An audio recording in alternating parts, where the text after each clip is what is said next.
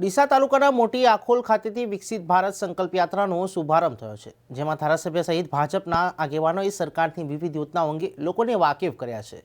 સરકારી યોજનાઓની સંતૃપ્તિ પ્રાપ્ત કરવાનો અને દેશભરના નાગરિકો સુધી તેનો લાભ પહોંચે તે સુનિશ્ચિત કરવાના હેતુથી આજે ડીસાના મોટી આખોલમાં પણ વિકસિત ભારત સંકલ્પ યાત્રાની શરૂઆત થઈ છે. ધારાસભ્ય પ્રવીણ માળી અને નાયબ કલેક્ટર નેહા પંચાલના અધ્યક્ષસ્થાને યાત્રાનો પ્રારંભ થયો છે. આખોલ ગામના નાગરિકો વિવિધ 17 જેટલી યોજનાઓથી લાભાન્વિત થયા છે. આ લાભ વધુને વધુ મળતો રહે તે માટે આગેવાનોએ લોકોને સરકારની યોજના અંગે માહિતી આપી હતી.